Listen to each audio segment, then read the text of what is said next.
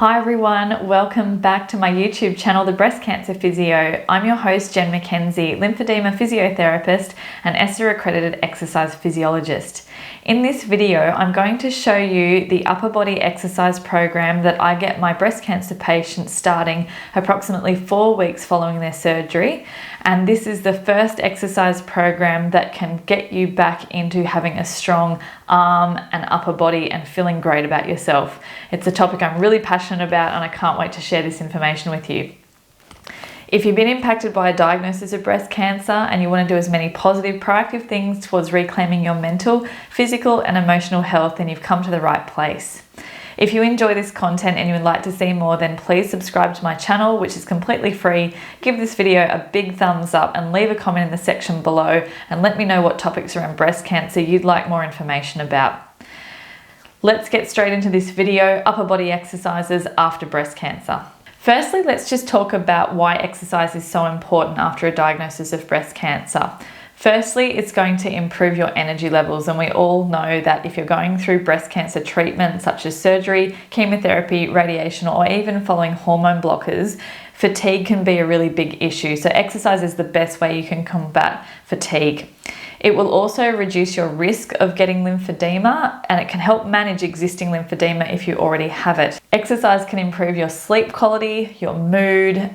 The benefits for mental health are far beyond what we're going to talk about in this video alone. But if anybody asks me why they should exercise after a diagnosis of breast cancer, my number one reason is improving your mental health.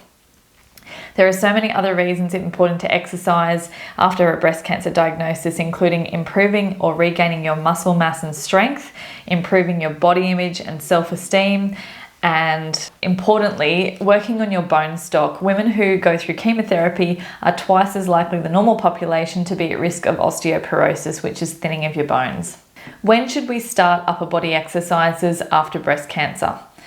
So usually this program I only start at as a minimum of 4 weeks after surgery. I usually encourage women to start these exercises as a maximum twice a week with the idea to progress up to 3 times a week.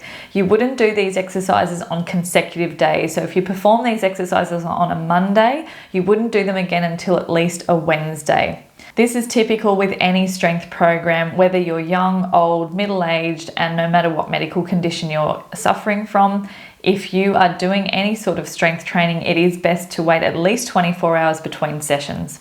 The other important thing to note when you're starting an exercise program after breast cancer surgery is that any seromas should be stable. A seroma is a trapped pocket of fluid that often occurs after breast cancer surgery, and they often need aspiration or drainage to remove that fluid. So if you have a current seroma and it is being drained, then please don't start this exercise program until the seroma is stable or totally resolved. Another important point to mention is to make sure that all of your wounds are completely healed prior to starting. So if you've got surgical scars, make sure there's no weeping, they've totally formed a scab, they're essentially a healed wound.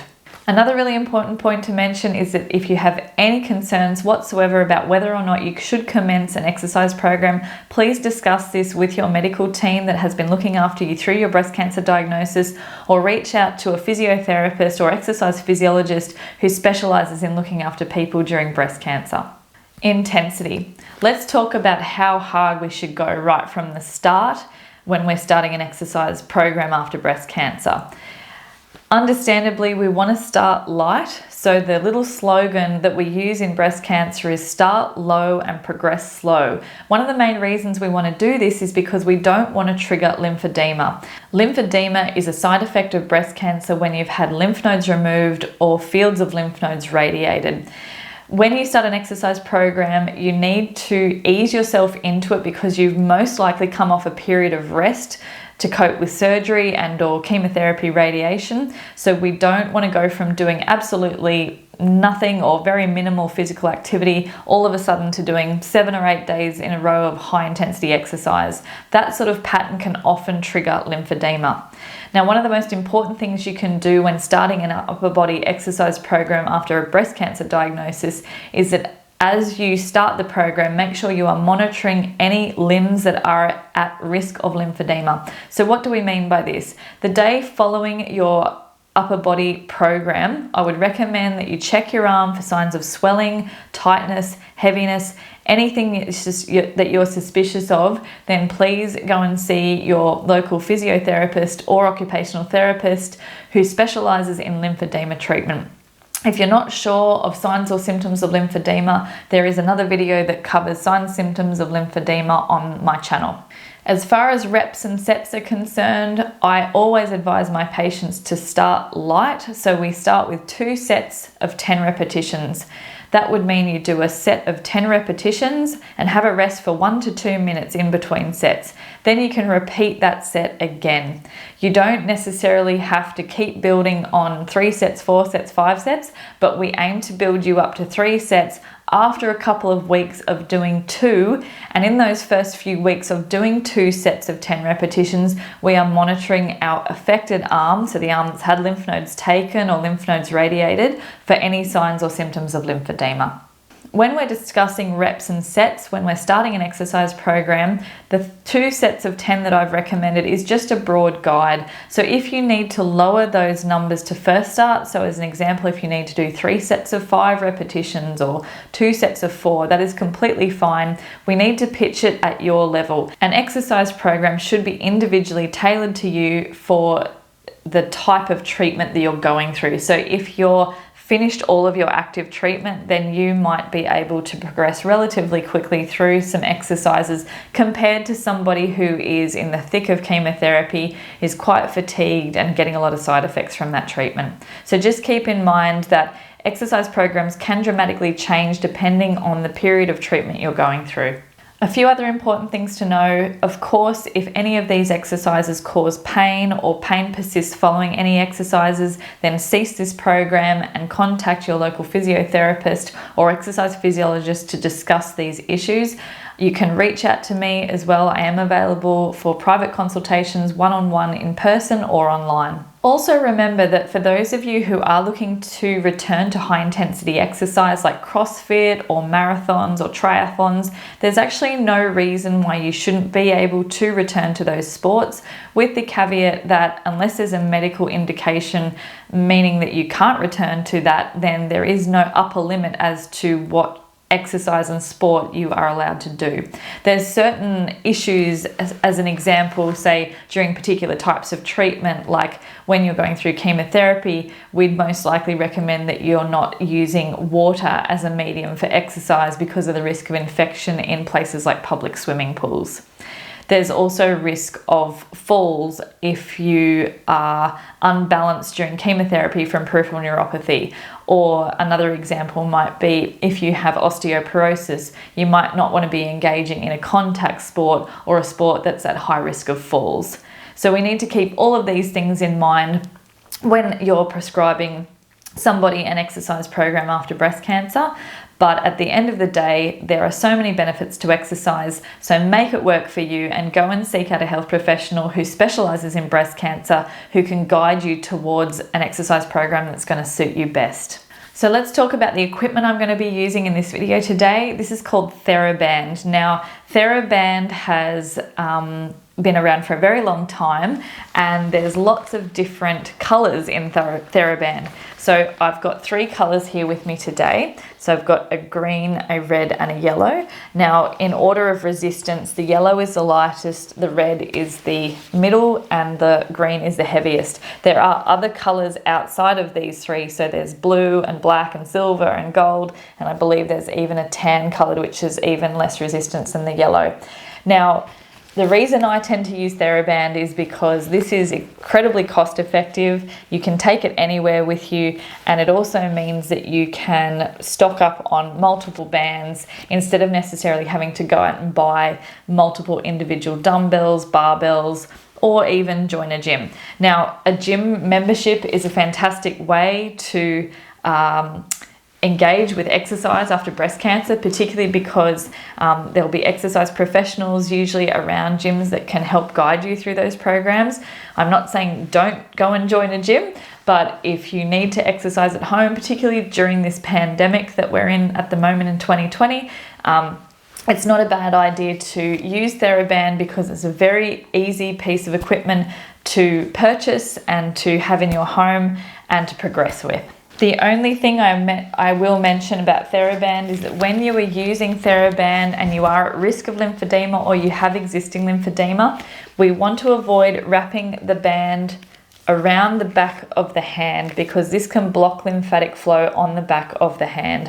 So when you're holding the band, please just hold it with a closed fist, but avoid wrapping it around to achieve any pulling motions or pressing motions. So let me just move my camera, and then we're going to go through the 5 exercises that I prescribe for upper body strengthening after breast cancer. So here's our THERABAND. I've just placed it on a hook on the wall. You can tie your THERABAND to a door handle, a railing, anything that's a stable object, so that you've got the ability to pull and press the THERABAND without it flinging back against you. So the first exercise we're going to do is a standing row. This is going to work all of the muscles on the back of your body and your shoulders. So I've just tied this THERABAND twice around the hook so it doesn't come away.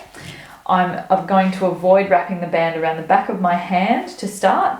My elbows are going to be nearly straight, and I'm going to have a little bit of tension on the band before I pull. So when I pull, I'm just going to come to my body, squeeze my shoulder blades together at the end of the pull, and then slowly release back to the start position. So we'll just go through that a few times. So we also do these exercises at a nice steady pace. So we don't want to be going like a bull at a gate, really quickly moving through this. It's always a count of 1,000, 2,000, 1,000, 2,000, because strength will be built from time under tension. So that's the standing row exercise, pulling back, squeezing your shoulder blades, and slowly releasing forward. Exercise number 2 is a chest press. So we're going this time to be putting the band underneath the arms. This is going to work muscles on the front of the body, so front of the shoulders, front of the chest, and essentially it is moving from a bent elbow out to a straight elbow.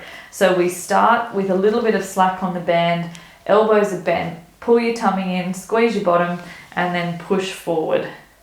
And then release. And again, it's that 1,000, 2,000 to extend, 1,000, 2,000 to finish. So that's the chest press, exercise number 2. Exercise number 3 is a shoulder press. This is the only exercise in the group where we do this one arm at a time. Now, if you have any restriction in your shoulder range of movement, by which you can't lift your arm above your head without restriction or pain, then I would recommend leaving this exercise out until you have full range of motion in the shoulder. So we stand on one end of the band.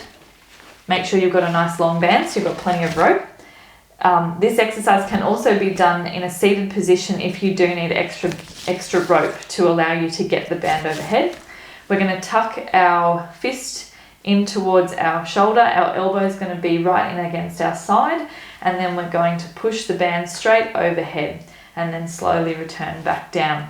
Now, one of the things with shoulder press movements is that when our arm goes over our head, we lose sight of where it is. So what you want to avoid is abnormal tracking out to the side, because this can put extra strain on the shoulder joint. So just make sure that when you do this exercise, you're nice and streamlined, so you're in line with your body. And if you're not sure where where your shoulder is tracking in space, stand in front of a mirror, and that way you'll be able to get your arm into the best possible streamlined position. So that's exercise number 3, a shoulder press. Remember to switch over to the other side as you're going through this exercise. Exercise number 4 is a bicep curl. We literally get the band and we stand in the middle on the band with your foot. It doesn't matter which foot it is, and you don't have to swap feet for this one. So I'm just going to place the band underneath one of my feet. And then all I'm doing is bending up and down from my elbow joint. So there's no shoulder range of motion in this exercise. It's literally just a bicep curl coming from arms by either side of my legs, and then slowly coming up to touch my shoulders and back down again. That's a bicep curl, exercise number 4. The final exercise is a tricep extension. This exercise is going to work the back of the arms and the front abdominal muscles.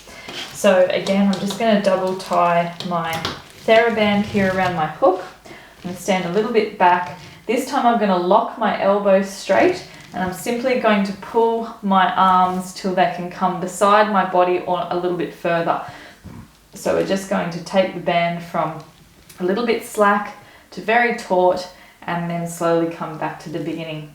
So remember, time under tension builds strength, so nice and slow and steady and coming in and out like so. That's exercise number 5 and it's a tricep extension. That's the final exercise of this program.